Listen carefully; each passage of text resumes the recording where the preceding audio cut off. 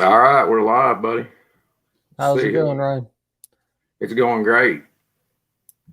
Long day at work. Oh yeah, tell me about it. Trying to go up and give some shout outs in chat, but as soon as I hit start broadcast, the little dots I was looking at went away. Nice, you got a whole crew hanging out there ready to rock and roll already. Yeah, it looks like I see Mark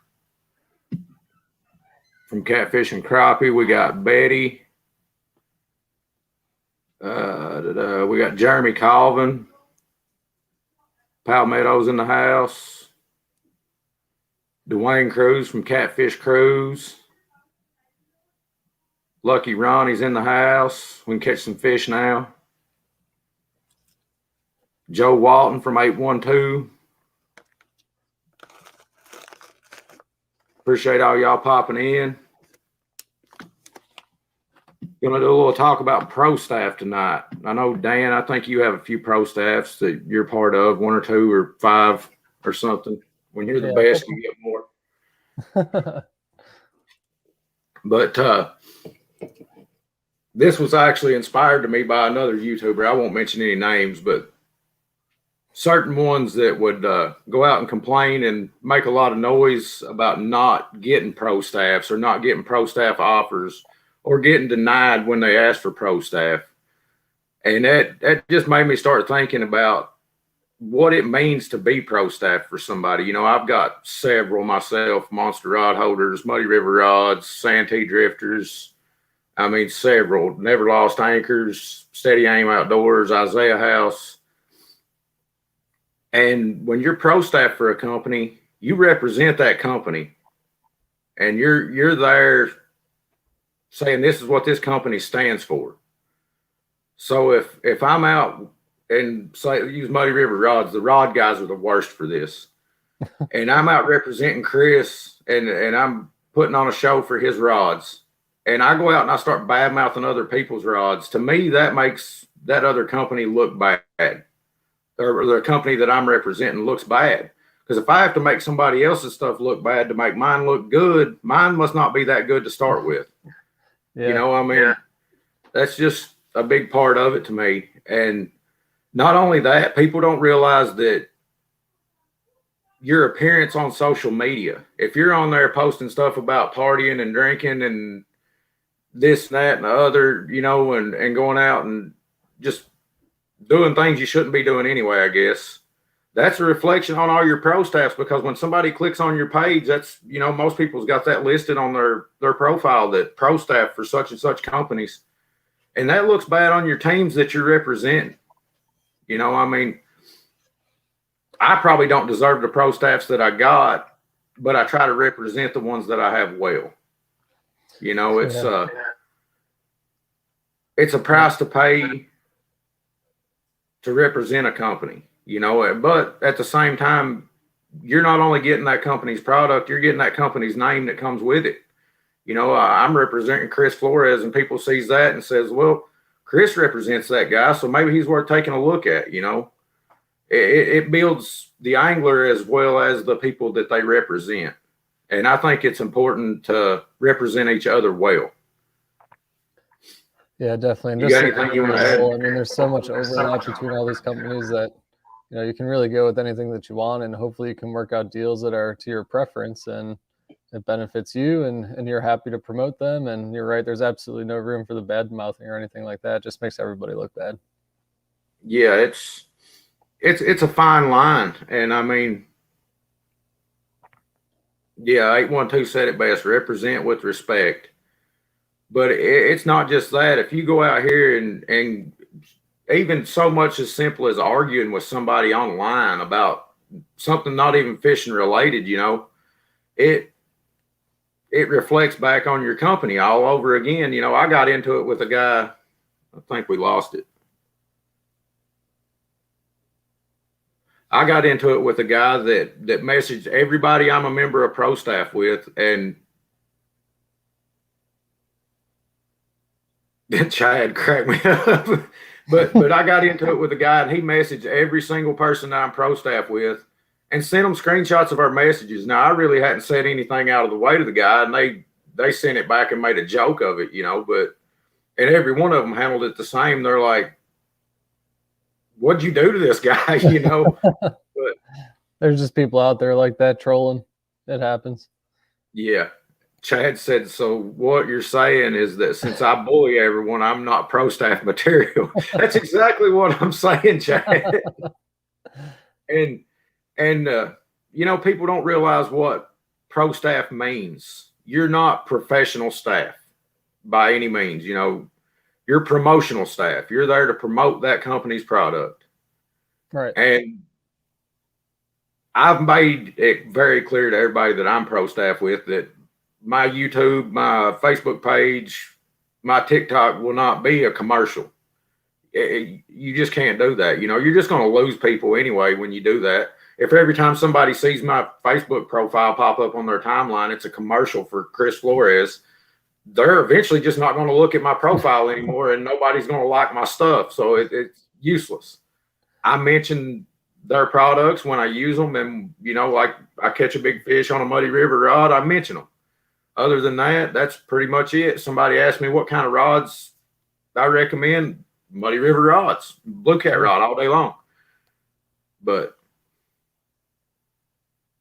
yeah, Palmetto, a lot of people does think it means professional, and every company offers a different deal for their pro staff. Some of them offer 20% off their products, which I don't really do, but if somebody wants to take a company up on that, that's them and that company's deal. That's what they do. You got any pro staff you want to mention or shout out while we're on the subject? Yeah, so I just kind of try and let those things develop naturally, unlike my words tonight. Cut it out. Courtney's over here laughing at me. He's like, what did he just say over there? But yeah, I just kind of let those things develop naturally and try some products out. And if I like them, then I'll try and develop something there. We've got everything with catfish, sandy drifters. We got all the Uncle Lou rods, all that good stuff. So all those companies are things I'd be using anyway. So it can benefit them to try and use my platform to try and get it out, even though I don't have a huge following, but it helps. I think a lot of stuff is focused on locals. I think if somebody's going to buy a rod because of me, it's going to be a local guy here locally that sees me catching bigger fish than him. You know what I mean?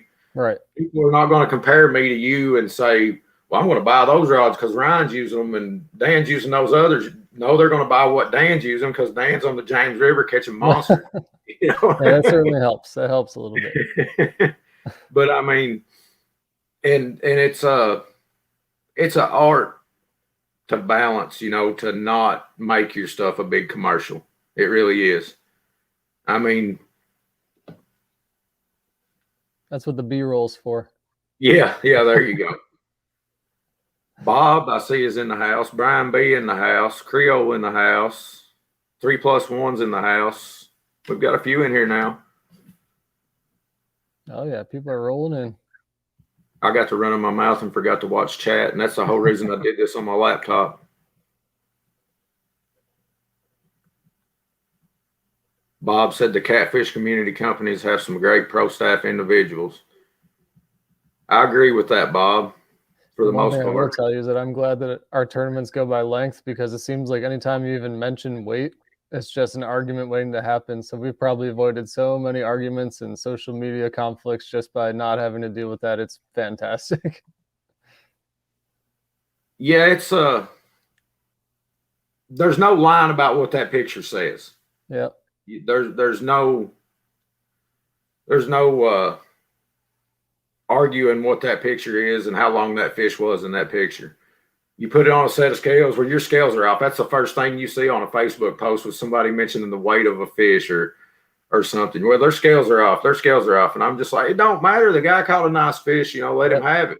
Yep. Or even you're watching it live and somebody weighs the fish and they're saying, oh, this scale must be broken. That I thought it was this weight, not what the scale says. And they don't even trust their scales. Yeah. It's Brian B says he's pro staff for YouTube. Just remember he's watching.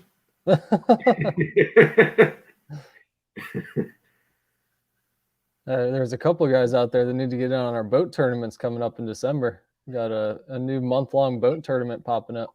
Yeah, I think I seen Lucky Ronnie out there in the chat. I think he's going to join it with us. Me and him be out here Palmetto's been battling it interested. out. Brian B's a guy that might be interested. Pretty much anybody that fishes in a boat, they could jump in on that. It's a whole lot of fun. Yeah, and all you have to do, guys, is Fishing Chaos app on your phone, download it, go in and search the kayak catfishing tournaments, and then go down to the December boat tournament. Sign up. You can be signed up in 5 minutes, and you can fish as much or as little in that month of December as you want to. It's all done off a link. Ronnie said he's not scared. That's a nice thing. I went to go out tonight, and I was like, you know what? I'd rather just sit at home. So I didn't go out, and I'm still in the tournament, and it is what it is, And you're probably still winning.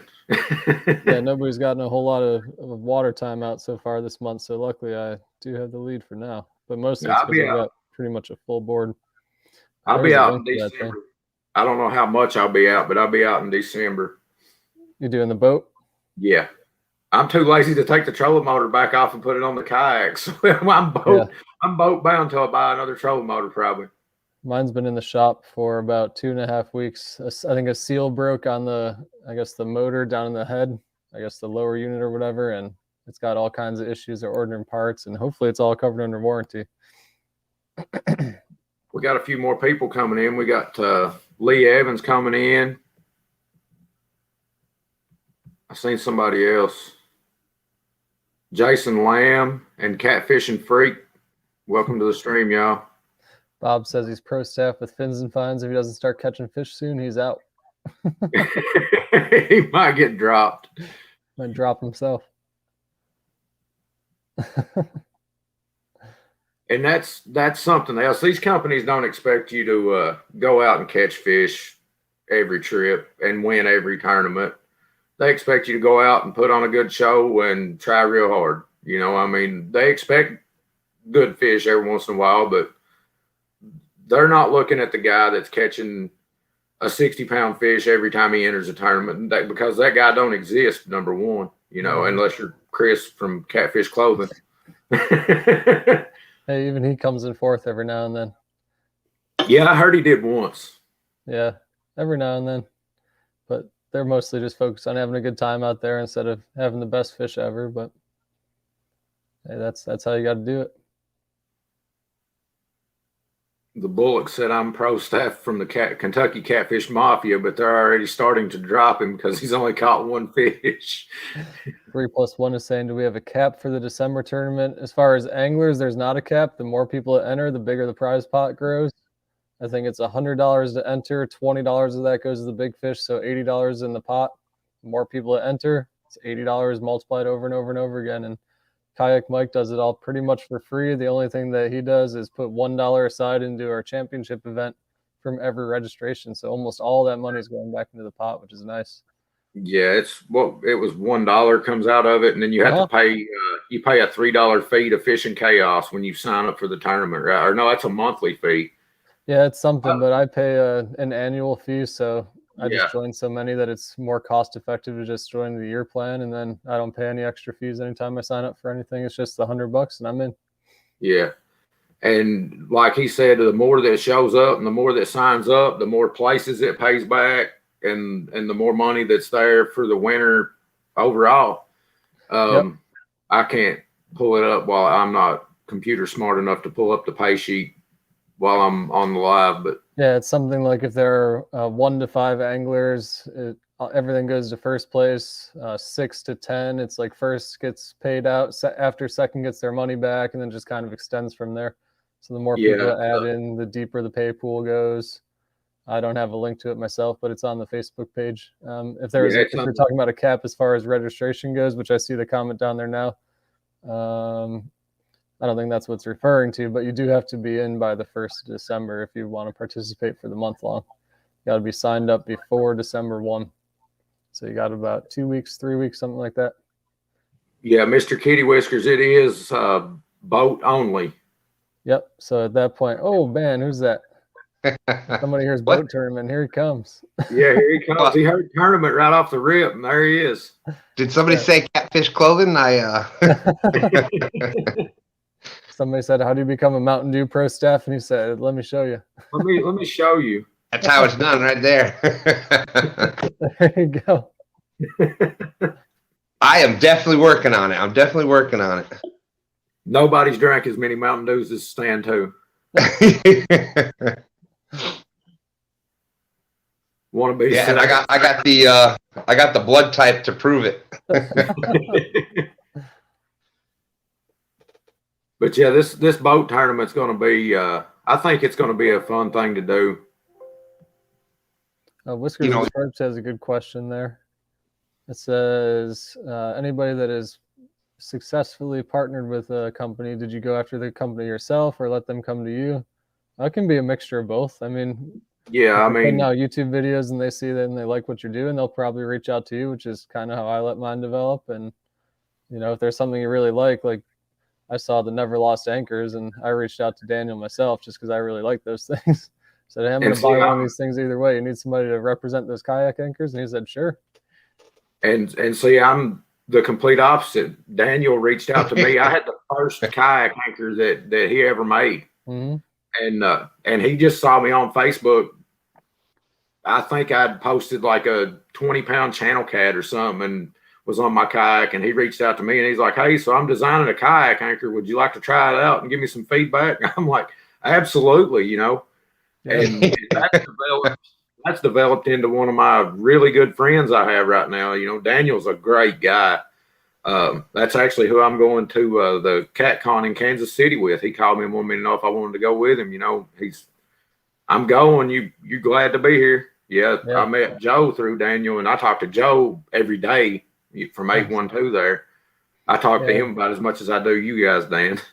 Well, when you have a great product like he does, and then you back it up by being a great person and standing behind that, I mean, that's just a win-win for everybody. So, when it comes down to it, even if you look at rod companies out there, there's so many that are so similar, even down to the point where they're almost just painted different colors and different stickers slapped on them. You just got to pick the people that have your back, or the people that aren't gonna, be weird on the internet and stuff. So people that just kind of have the same values as you.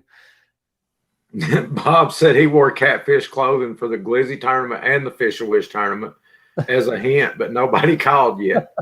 Yeah. Well, Chris was pretty happy with the, it always gets back to the sturgeon somehow, but Chris was pretty happy.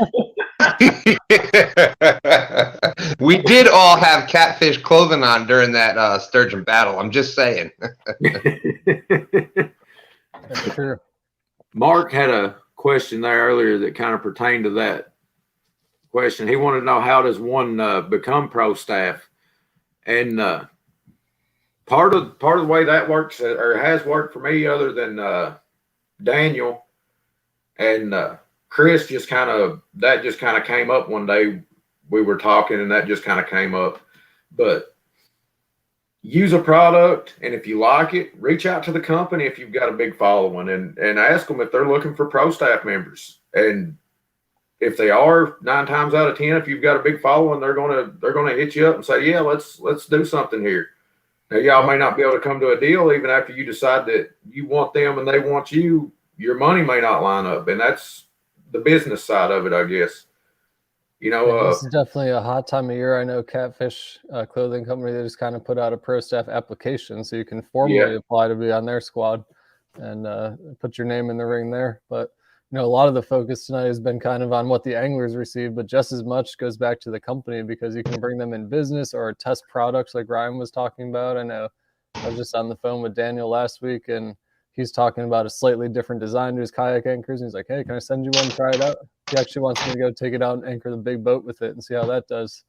So we can say, this kayak anchor can hold a 21-foot boat in the James with a mud bottom, which I think it will do. I actually use my kayak anchor on my big boat now. Yeah. I actually, it's my second Never Lost anchor, because I pulled a boat out of the lake with the first one and lost it. Yeah, you do something like that and they've got your back for life. I lost a never lost anchor, and true to its name, it came right back to me. I found it in the river a little bit later. Yeah, that was just crazy. I did lose another one this past weekend, but that's because I threw it overboard and didn't have a rope attached to it. All right, now that you brought it up, I have not said anything about that yet, but that was probably about the bright point of the whole weekend. Yeah. That was the one thing that I kind of just got a chuckle out of because, and Dan handles those things so well. You know, a lot of other people would have done that and been just so, because that's his only anchor. That's the anchor he had out there for the kayak, and we drove an hour to go down there. We just get out there, and the first thing, well, there goes his anchor. So, and Dan didn't get mad about it. He came back and he's like, "Y'all aren't gonna believe what I just did." He's like, "I lost and never lost." I did mark it with my. I did mark a waypoint on it, so if I get my goggles out and I feel like diving down 20 feet, I might be able to find it. Kevin said he needs a never lost rope. I need a really strong magnet. I'm gonna go magnet fishing for it. Somebody was talking about that. But I kind of did something similar with my big boat. Daniel sent me one of his 16-pound anchors, and I used a carabiner clip on it. But it wasn't a locking carabiner like I use on my tree gear. It was one of the cheaper ones that's just spring loaded. Little spring, yeah. And I reached and grabbed the anchor and threw it overboard, and somehow the rope had snagged around the carabiner, and it pulled the rope out for about 5 feet, and then I saw the anchor and the rope going separate ways, and I was like, there it went. I marked the spot on GPS, but there's some I doubt there's ever any getting back. Says I use a buoy or plastic attached to the end of the anchor rope, and I do too, but that only helps if you attach your anchor rope to your ankle. Yeah, it gotten all tangled up on me the trip before, so I kind of disconnected it and sorted it all out, and never reattached it. Creel Catfish said, "I need never lost rods. Can't keep counting on the fish to bring them back." And we got 24 awesome people watching now. If y'all haven't hit that subscribe button, haven't hit that like button, if y'all could do us a favor, share it out. You know, Ryan, he's trying to do the Thursday night show to keep things going here over the winter and during the situations that's going on. So the more viewers we can get in for Ryan, the more we can keep his channel going, help him out with that. So if anybody could please just share it out. We're trying to make this a normal thing for Thursday nights during the times here right now. So thank you. And subscriber only chat is on, so you have to be subscribed to chat in chat. Now, would y'all say that, like I just pointed out, where we weren't live or anything at the time, but Dan, like I said, threw the anchor out, and a lot of people would have been upset with that. Do you think that when you're on that online presence like YouTube or live Facebook, etc., are the companies looking for somebody like that keeps how important do you think that is your attitude and stuff when you're live? Do you think that plays? It's 100% about your attitude. It's more about your attitude and the way you carry yourself and present yourself than it is the fish you catch. Or my opinion, it is. I try to look at it. It's always difficult putting YouTube videos out, and what about this time last year, I had some local people like literally following me around on the water because I put videos out, and then they'd show up and follow me around. I used to get really upset about it, and then I learned it's not worth it. Now I just delay my videos a month so they can go to the spot I wasn't. You said you weren't going to tell anybody that I was doing that, Dan. Lucky Ronnie ends up on the boat now. Yeah, Lucky Ronnie does that to me a lot. He'll show up in my spot right as I'm, trying to pull in, and he'll pass me up and get in there, or he'll get in front of me, and I'll be dragging down a place, and he'll pull over and get right in front of me and just start dragging, and I still catch more fish than him.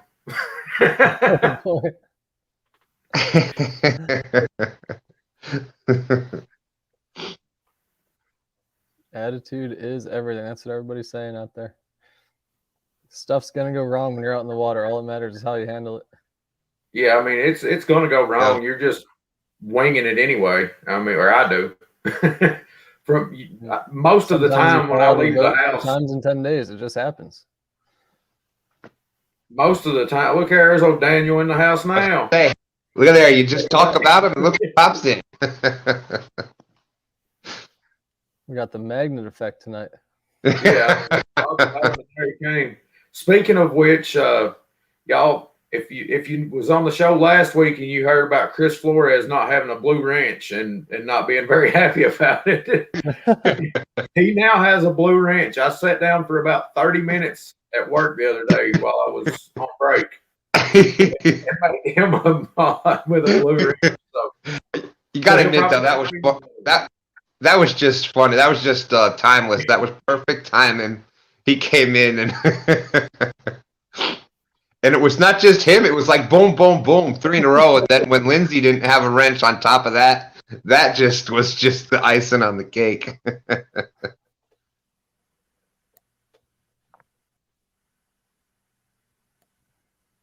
We're still working on that one, Parker. One of these days is going to come through big for that Mountain Dew sponsorship. That's yeah, right. oh, they'll be, when they come in, though, Stan's going to send them my way too. That's right. That's right. I'll bring a bunch of people with me. Uh-oh, Ryan's getting called out there in the comments. Lucky Ronnie saying, who can catch more fish this weekend? Oh, yeah, I have to say, you, Daddy. Bob's asking, does Neverlost make a kayak anchor? Yeah, he has it's just different sizing. It's like a 7.5 pound, 8 pound, something like that. But that's what I use all the time. Whether ropes are tied to it or not, I just throw them They hold you better when there's a rope attached to them, though. Well, basically kayak, John boat, big motorboat. All we're using is Neverlost anchors. Yeah, they hold so well in the James on that mud bottom. It's great.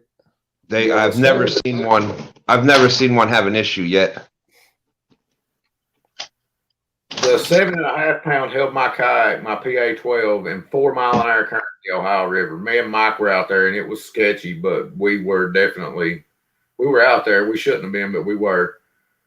The 7.5 pound Neverlost kayak anchor will hold you in water you shouldn't be in a kayak anchoring. That's for sure. That's what I was gonna say. Sometimes it's almost too sketchy. Like I gotta use my pedals to hold myself in place and then pull it up real quick so it doesn't get caught on anything else. Otherwise, the problem is if you're floating down river and it catches, then you're tipping probably. But just gotta be really careful with that. Definitely don't anchor in current if you're in a kayak unless you really, really know what you're doing or have a knife handy to cut everything off.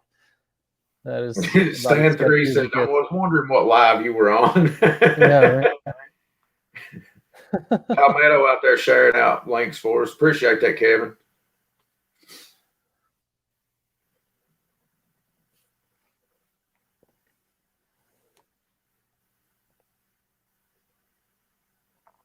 If Stan's alive, he's going live. Yeah. I've yet to ever send him a link and he'll tell me he don't have time. Yep. Question from Mr. Kitty Whisker says, so I just take a picture and send it to KCT and I fish whenever I can, just 5 big fish for the month. There's actually an app. Let me try and pull that up. I'll see if I can share it here. So I'll show you a tournament that's going on right now. Maybe I can share my screen here. Hold on. Yeah, I'll give you solo layout. I honestly thought the bank real quick. I honestly thought the bank tournament was going to do a lot better than it did. And I know even for myself, we kind of were not getting out there on the bank that much. And so that kind of got us out of it. But Kevin, any pro staff or sponsors you have, feel free to share the links in there as well.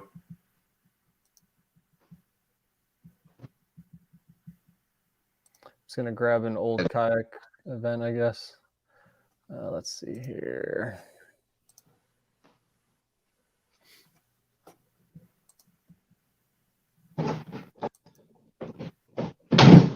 Yes, thank you, Kevin, for dropping Uncle Lou's. Uncle Lou's rods will catch a 200-pound sturgeon, I heard. They might. You want to add that other thing into the screen, the screen share? Do what? Do you see the screen share down in the basement? Yeah. If you add that into the stream, people can take a look at that. All right, cool. So that's the main app. Oh, I shared the wrong one. Hold on. I'm used to having a second monitor, but I'm working on a different computer today. But let's put it this way: it's so simple that I could do it. So it's pretty easy process. All right, let's try that one. There's Chunky in the house. How you doing, Elston? All right, so this is what they look like. You get a leaderboard. It's all online pretty much. You go and submit a fish, and then all you need to do is you take a picture of it. You get a little identifier that goes on there. And Chunky might want to get in on you've that. got to be bumped up. You get the longest length. You've got your little identifier on there that's specific to each tournament that you're in. And then as long as the picture meets all the criteria, like you're not covering up the eyeball, it's bumped up to the front, it's not stretched or crunched or anything like that. There's a bunch of rules you just got to read through, make sure you're doing your picture right. Then you submit it and everything gets tallied up, and then it's on the leaderboard and you're good to go.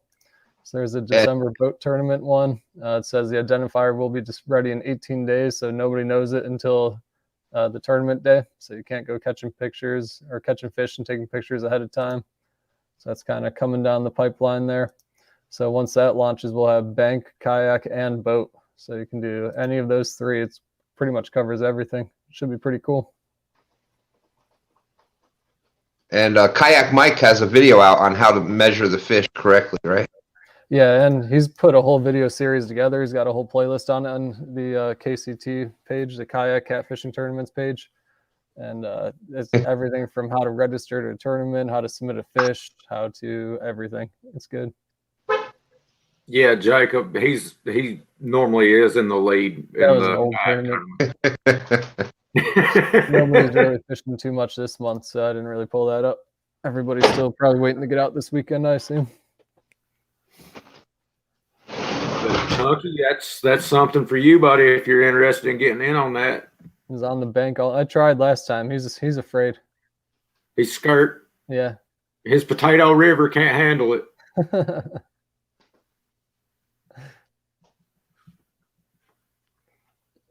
Yeah, if you're going out fishing anyway, you might as well throw him on a board and take a picture of him, right? Yeah, I mean, I tell you what, after fishing with a lot of the kayak guys, Dan and Stan 3 and Ryan, and especially using that bumper board, it's so much better for the fish. You throw it on the board.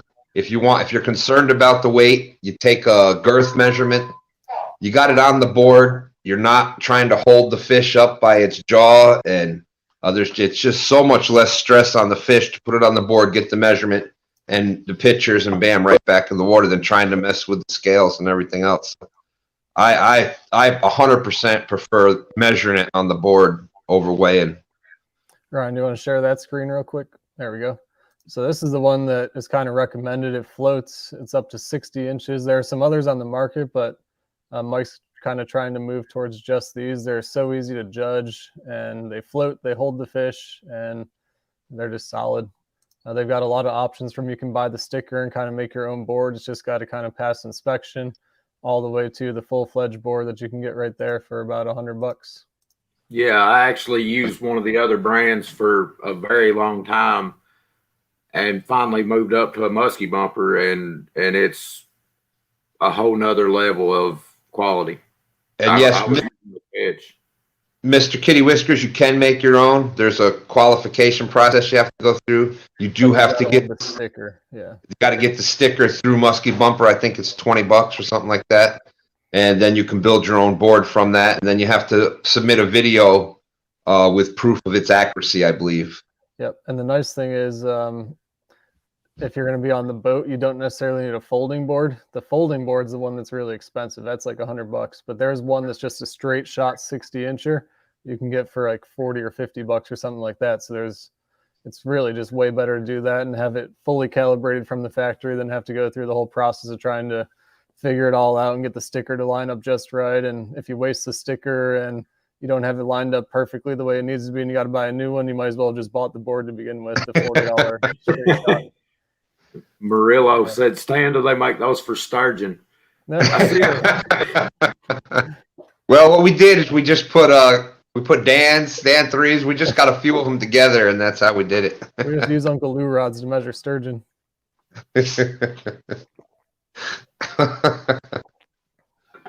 But yeah, it's gonna be a But lot of fun. I'm interested in spending some time in the boat instead of the kayak this winter.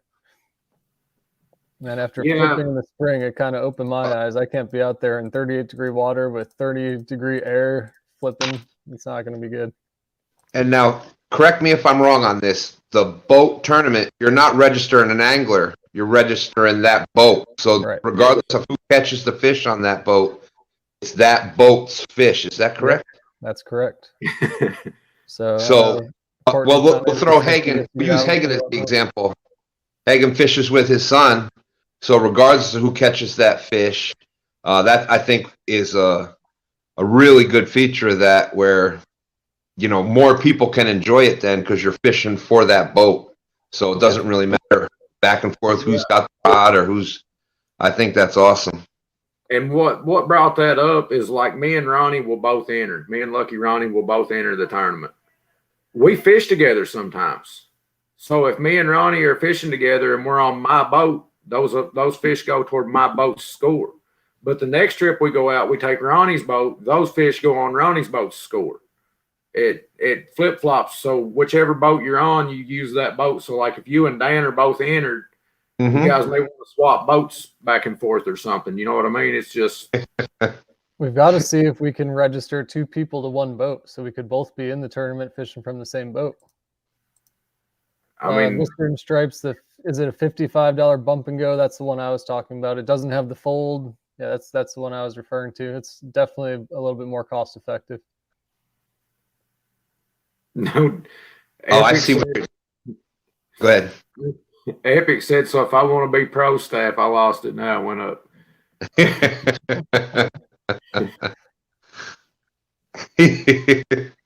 He said, so if I want to be pro staff, no donkey drinks, no giant bloody baits, and no cussing, I'm out. Well, different companies allow different things, is all I'll say about that, Epic. The giant bloody baits you can probably get by with, because if you're a catfisherman and they're a catfish company, they're going to support giant bloody baits.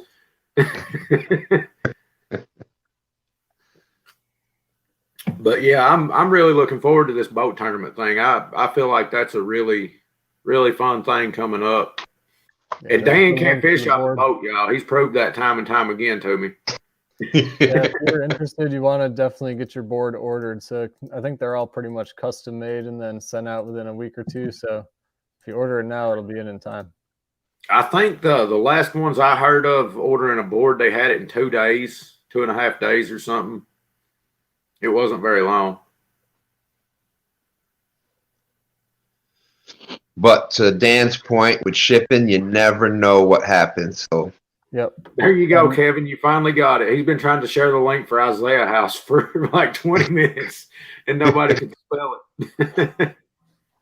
I've worked there for 4 years now, Kevin, and I still have trouble spelling it. Epic Catfish says he needs a katana sponsor. Yeah, for those baits he's running.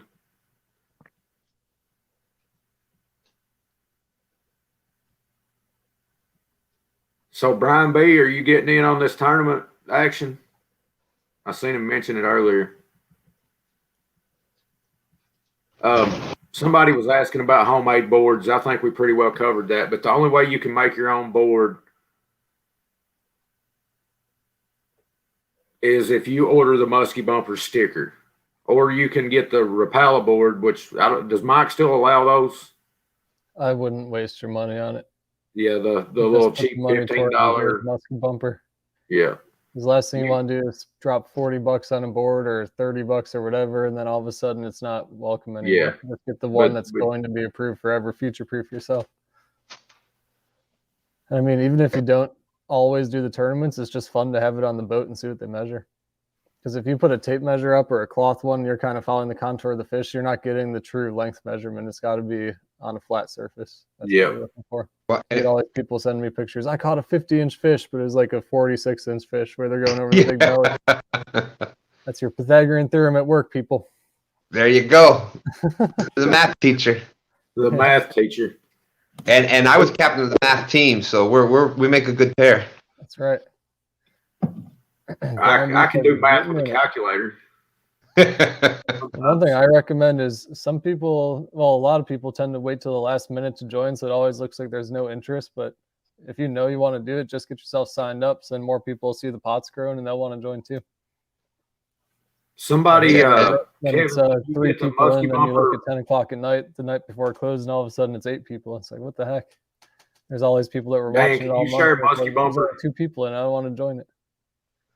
Can you share the musky bumper link in chat Yeah, I'll get to it. for all those guys? And what Dan is saying, Dan's exactly right. That is exactly what happened to me in the bank tournament. We get never know when we're going to go fishing, and it turned out to be one of those things. And I thought I had another day and didn't have another day, but I should have done it 2 weeks before, and then I would have been in it. So Yeah, it's going to be fun. And the nice thing is, if you go out there and you're fishing, you have a bad day, and you're not in a tournament, you just kind of go home and say it was a bad day. But if you're in a tournament, then you're trying to figure out why it was a bad day or what's going on. All of a sudden, you figured out a pattern that you can use the next time conditions are like that. So it just makes you a better fisherman altogether if you're out there kind of working towards something and instead of just trying to catch fish.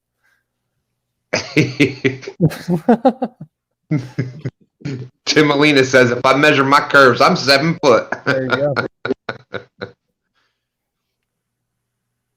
And Dan, I really think that for the most part, the formula really does work. We did those couple of tests with it, and even with the bigger fish, we found that it was pretty close.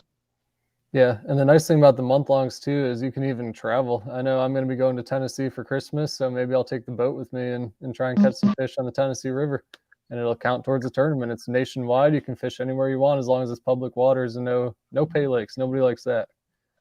Get out Yeah, of here there's with that no. stuff. So I'm trying to pin this comment, Dan. How do I go about that? I think you have to do it from the YouTube app on your phone, okay. maybe separate phone,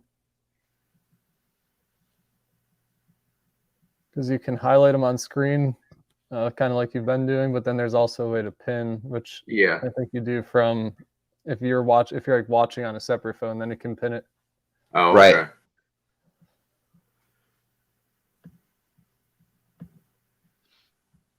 Yes, like when I'm watching, when I'm streaming on StreamYard and I'm watching it through the phone on my lives, I can actually then do the things like that through the tablet that I'm watching it on YouTube. Mm-hmm. Must be on the YouTube. Roger's got it.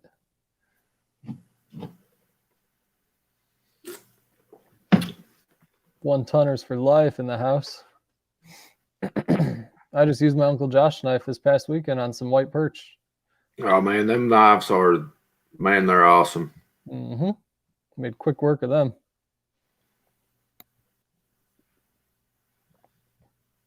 We did get on some beautiful perch this weekend. Yeah, they were crazy. Yeah, I big. heard about that. Yeah, Roger, I saw something about that, but I didn't read into it very much. I figured Clint will tell me all about it. He's the tech guy out of my friends, that's for sure.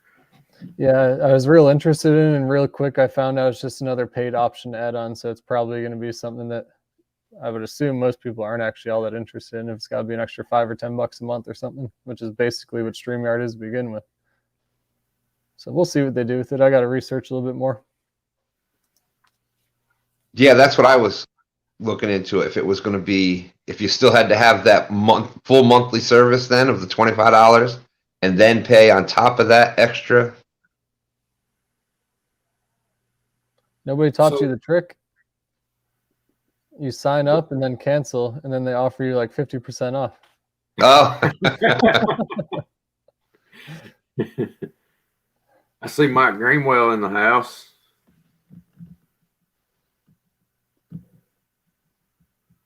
David Smith's popping in. Stan, you were talking about Uncle Lou as your pro staff. Is that the only one you have right now, or you got any more you want to shout out? no, that's pretty much, well, that and Title Weights, Brad Cottle. If you're looking for sinkers, he's got just about every.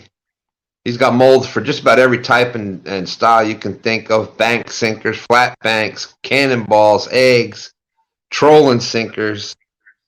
So, and he's through, he does tidal weights through his Facebook.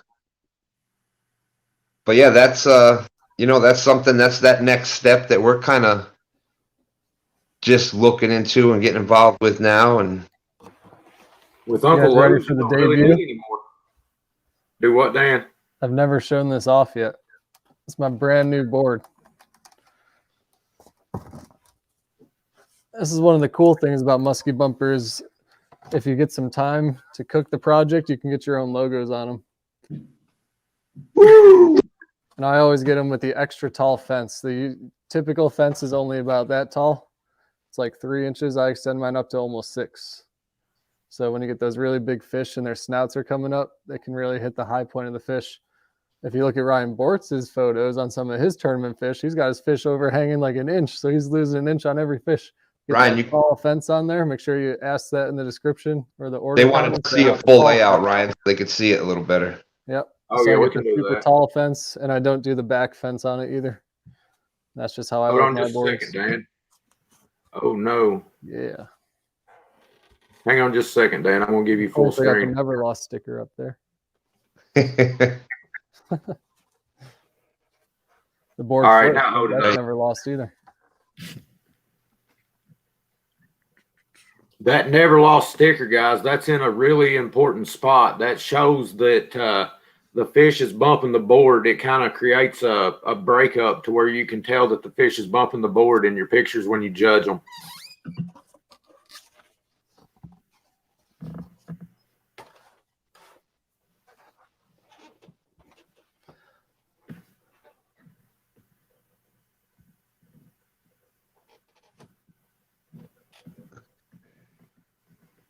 Epic says, I need a fuel sponsor. Oh my God. Yeah, I think Dan is looking for one of those too. Yeah, that'd be nice. How many miles did we do during the Iron Cat? The monster? 70 miles. That was like 70 to 80 bucks worth of gas to catch No nothing. kidding. Catch a 20-pound fish. In the morning, like hours before anything started. When you could have went on your kayak, used 0 gas, and probably caught at least a 50. Maybe. Maybe. Definitely would have ran around as much, which means we probably wouldn't have drove over fish to find no fish. Lucky Ronnie said he's going to call me when this is over. And just a observation on that. I think a lot of times I've seen all of y'all do really well kayak fishing. Sometimes even to the point where it seems like the kayak is an advantage over the boat. And I really think that when you go kayak, you're like, okay, when you get to that boat ramp, you're like, I've got this section of river to fish. So you really forces you to fish that section of river, where in a boat, you might try the top spot of that, that section and not get a bump and get discouraged. So you totally just ride past that whole section that we could have fished. Yep. And end up going to someplace else. And then you start overthinking things, and where that kayak kind of makes you fish that section, it makes you fish it thoroughly, makes you fish it smart, efficiently. And I think that's where some of those bigger fish that y'all get are actually caught because of how you have to fish it in a kayak. Yeah, it's like forced patience. If you're on the boat and you want to move spots, you literally grab your rods, reel them up, start the boat, and go down the lake, or go down the river. And in the kayak, if you want to move spots, you got to go reel everything up, load up at the truck, go to a different boat ramp, unload everything, park the truck again, and take back off. And you've probably spent 4 hours moving, in a general day or whatever. You've cut half your fishing time off your trip moving spots that day, just one time. Unless you're like me and Dan, and you'll just go and stay fishing forever. Yeah. Courtney asked me when I'm going fishing this weekend. I said, yes, that's when. As soon as my morning commitment's over Saturday morning, I'll be on the water until I'm off. Whiskers and Stripes said he would love Ford and 5-Star for his first sponsor. If I could get a 20% off 5-Star coupon, I could about retire in a couple of years. I live on gas station food. Epic said that board don't go to no 72 inches, Dan. Well, the world record catfish is 57, so Yeah, doesn't mean to go to 72 inches yet. nobody's ever measured anything Epic catches, so he just puts them back. He's using 50-inch baits. Yes, Creo, for the kayakers, the homework before the trip is crucial, and just like bank fishing, especially when you consider tides. So that can it can double your travel speed. If you're trying to go with the tide, you can be going 5 to 7 miles an hour. If you're going against it, you could be going 2 miles an hour. So if you're trying to make a 5-mile run, that could be 45, 50 minutes, 2 hours, whatever. Yeah, it can turn a 20-minute pedal job into a 2-hour pedal job real quick. And also, what I've seen with y'all is that one section of the river is best fished on, say, an outgoing tide, just because of the way the structure and different things are in the river, where fishing it back the other way it doesn't do as well. So that's other things that you take more into account, I think, when you're doing things like kayak fishing or even bank fishing. Epic said he measured a 67-inch fish. Was that a sturgeon by chance, Epic?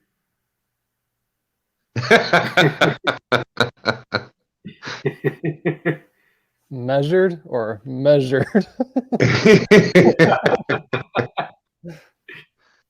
Oh, there's old Chris Flores showing off his blue wrench. He's got the wrench. All right. Big day.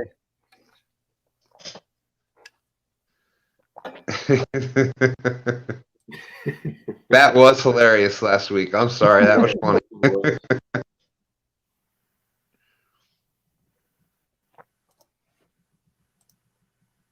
Chris, we're just talking about pro staff and what it takes to be one, and how you need to make all your pro staffers moderators in your YouTube streams. Well, we could pass the question right on to Chris and say, what is he looking for in his pro staffers? What are the criteria that he considers when he tries to bring people on board? He could always type that out for us. Yeah, or I could just send you the link, Chris, if you want to pop in. That's a good point, Dan. Put him on the spot.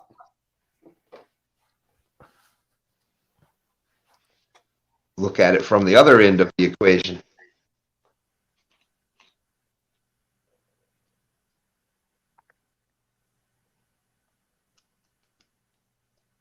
Rondo Perry's in the house. How's it going, Oh, Rondell? that's another Ryan. Is he impersonating Chris again?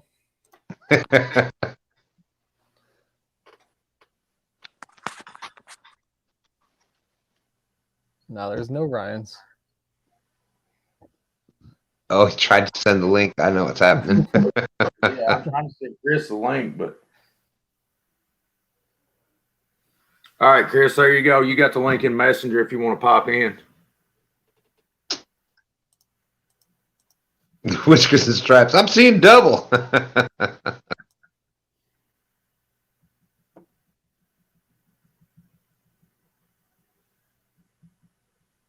I missed what Epic said there. He said the epic catfish was 62 inches. Caught right after the spawn, it looks like. 3+1 asked if it was measured after the spawn. And Epic said, yes, I think it was August 26th. Now, I think, we're talking about pro staff and thing. I think it's also important that, if you're looking to build your YouTube channel even, it's some of those same characteristics that, maybe the companies are looking for with, pro staff. I think when you're trying to build, once you get past that initial, is it a channel? Is it not a channel? Am I just going to put stuff up on here? once you decide that that's what you want to do and you want growth on your channel, I think it's important that you have a certain direction. You have a certain like code of conduct or code of ethics that you run by. I think, you know, that's important if you're trying to build that channel and trying to move forward. You know, I think that's something you really got to think of what you want and what kind of image you want to represent yourself with, etc. And the only one I had, which is kind of a funny story, that gave me a set of rules when I became pro staff with them was monster rod holders. and he's got a list, and he's dead serious about it. Like, he'll, if you break his rules, he will jerk your pro staff right then, you know. And I mean, and I don't blame him, because, you know, you're out there representing his company, like I said earlier. Right there's Chris. He said, I look for good, wholesome people that have a true passion for the sport and carry themselves in a good, respectable manner. Smoking, drinking, and foul language are frowned upon. Keep it family friendly. Yep, that's exactly what we've been going over, Chris. And I think it's those same exact things that make an awesome channel myself. Thanks, Cody. Appreciate it. Yeah, Cody, he's got some great videos, man. Without a doubt. You know, the content that Green Machine puts out there is just top Easy, line. guys. I'm not looking for any pro staff here. You can cut the smooth talking. Well, I was going to say, because lately I've been involved with a lot of that content. But I already gave you a blue wrench, Dan. You got to give me some free rods too. Better get some rods coming in. Epic said you can cuss, smoke, and throw fish down on the rocks. I have some people can, and that's, you know, that's what we were talking about. You know, that's what you got to decide for your own channel. You know, and some people, as long as they know that that's the difference is that they know going into something like that they may see something like that on certain channels, which is okay. Yep. But if you are the one that's saying, okay, I'm not gonna show smoking on the channel or drinking, and I'm gonna keep it family friendly, and then all of a sudden, F this and that and that, and you know, then that's you know, that's what I'm really talking about. That reminds me of a good story from when Ryan was down. But Whiskers and Stripes says there's Daniel from Everlock. Let's get his input on the topic about what he's looking for in pro staffers as well. I'm thinking about, for the most part, all of us are trying to keep things pretty family friendly, and we're trying to record videos and go live the whole weekend. Ryan was down, and we just decided to kind of turn the cameras off one afternoon while we were catching bait, and we just caught this huge gizzard shad, and we had just started filming again. We're like, whoa, look at the size of that. Like, oh, I guess we got to cut that out and start over again. And nobody caught it until you said something. Like, wait a minute, we just let that fly. They said, wait, let's retake. Let's do a retake on that. And we're like, wow, that was great. You know? Who did that to us recently? Oh, luckily we weren't Smitty, yeah. We're on live, and he's like, "Oh, that fish stole my bait. That little." He goes, "Oh, my bad. What the heck was I thinking?" But he didn't say heck. No. He said, "My bad." SHIT. Why did I do that? He was digging the hole. And I mean, if you, I'm not going to not watch somebody's channel, you know, because they smoke or they drink or they cuss on it. But I'm not going to let my kids sit and watch that, you know. And I started YouTube to teach people what little bit I know. You know what I mean? I want to share what knowledge I have. If I can pass some knowledge on to somebody's kid that may not have, you know, somebody to teach them, awesome. But if I'm smoking, drinking, and cussing on my YouTube channel, their mom probably ain't going to let them do it. You know, they're going to walk in the room and say, "Well, what are you watching? You get that off." You know, I mean, I've got my students watching some videos. We're out fishing on the Chickahominy one night. One of my kids pops in and says, "What are you guys cooking?" So, Yeah, Creole, that's it. You can't be G on one and R on the next. That's for sure. Right. Yeah, and Epic, it is surprising how YouTube does push how they do push. Because I think really YouTube has no understanding of like the fishing community. They have no understanding of how that works and what's good and what's bad, and as far as treatment of the fish and things like that. So they know what's good and what's bad, what gets views and what doesn't get views. there you go. I guess you're right. You're right. Muskrat said on camera and off camera too. Yeah, Muskrat. I actually caught that the other day. I was at the lake, and I mean, it wasn't crowded. I was out there, I think Saturday. I was out by myself, and there was some guys over on the bank. You know, they were drinking and carrying on. They were catching some white bass, and they were just laying them out. And they were having a big time. But I was like a quarter mile up the lake from these guys, and on the opposite side of the lake at that. And they were just cussing and carrying on. And I was like, you know, it's no big deal for me to be out here and hear that. But what about this guy I just seen at the boat ramp with his two little kids, you know? If he was over here trying to fish, this guy's going to have to pack up and move because he don't want his kids in that environment, you know, right there around that. And that kind of brought that to my eyes because I mean, I ain't going to lie, off camera, when I break a fish off or when I snag up, there's times like you'll snag up, bam, bam, bam, bam, bam. And I mean, I'll be the first one to blankety blank blank, you know. And that really opened my eyes to that, just hearing those guys over there. Well, maybe I should, you know, watch how I carry myself, even when there's nobody else around because of that. You know, just because you can't see them, I mean, they're not there. And what about the people that really aren't into fishing, but they see certain fishermen acting that way?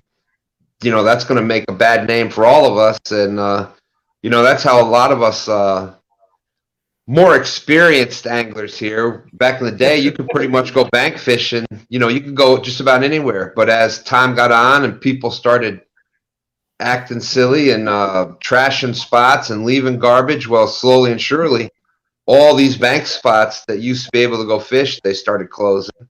No trespassing, can't fish here. Because of people like what you were just talking about that just totally destroyed it for everybody else.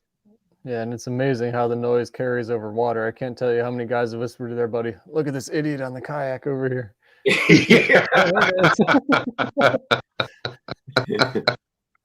Has said beating Ryan and Dan makes you pro staff. I'm going to take that as a compliment, but I don't think you've ever beat Dan. Not yet, anyway. I think he's got me before. I don't remember. Everybody gets a chance.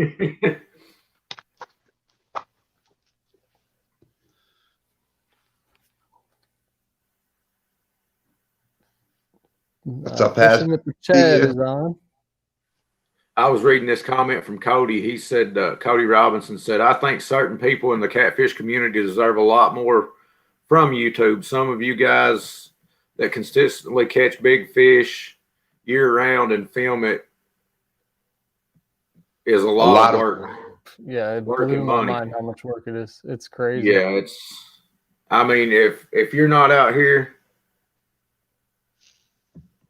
if you're not getting off work and rigging rods or getting off work and working on the boat or getting off work and looking at a lake map, you're not fishing hard enough. You know, I mean, that's just, if you want to do it and be successful at it, you've got to live it, breathe it, walk it, sleep it, eat it. I mean, that's what it takes. And I mean, I 90% of my life, my brain is fishing. I mean, I'll be driving down the road and we'll be coming home. You know, we'll be 2 miles. See that spot back there? And we'll be coming to the house, you know, and I'll pass up the end of my road out here. And Lindsay will just look over and say, you was fishing again, wasn't you? You know, I mean, and there's no pond or anything there. You know, my brain just goes off to, I wonder what this spot, I wonder if they're biting in this spot today, or, you know, I wonder about that spot over there. And I'm just off in la la land thinking about where I should be fishing at or where I'm going to go fishing. And 90% of the time I leave the house here and I'm pulling out of the driveway and she's asking me, where are you going? I have no idea which ramp I'm putting in. I don't even know what body of water I'm going to sometimes. I'll text you when I get there, you know, and I mean, We don't experience that at all.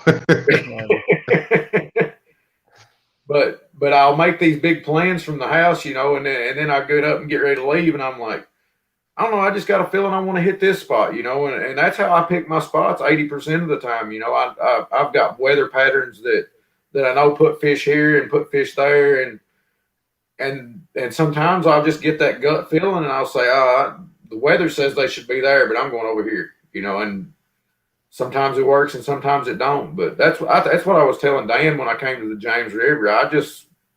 He told me this and that and the other. And then when I first put in, I went completely against it just because time ended up being an issue that first morning. And I was like, I just winged it, man. I went with my gut. And he's like, I never catch fish there. And I was tickled to death. You know, I'd done caught, 4 since you left in that couple of hours. And he's like, man, I never catch fish there. And I'm like, something just told me to go there. I didn't have time to go where you told me to. So, right. Well, you know, sometimes also where something that you've seen in your waters that we might not experience it here, but it's something that you've experienced in your water before. So, and you can notice that on a different body of water that, let's say, we, from fishing it all the time, may not see. So that's why it's always good to fish with a bunch of different people. Keep your ears open and talk with people, and you know, it's there's something you can learn from everybody, and it's really true. I like fishing with new people on my waters because they look at something totally different than I've seen it 100 times.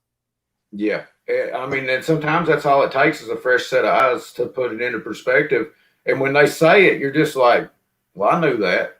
You know, I mean, you already knew to do what they're saying. You just it didn't register in your mind until they said it. And then, Dan, there's other things like bluegill. I had not caught I hadn't caught anything on a bluegill in the James River. We start fishing together, and I keep hearing you say bluegill, bluegill, bluegill. Well, guess what? I was proved wrong. And I love it. I love it when I'm proved wrong because that's a new tactic, and that's a new thing that I've learned. Suspend drifting. I couldn't stand that before. I'm like, now that's one of my favorite. I'd rather have a suspend rod down. I love it. I love having that rod right there by the bottom. It's the closest one to your, you know, it's the closest one to your graph. No, it's I love it. You know, and again, I told Dan, yep, I love being wrong.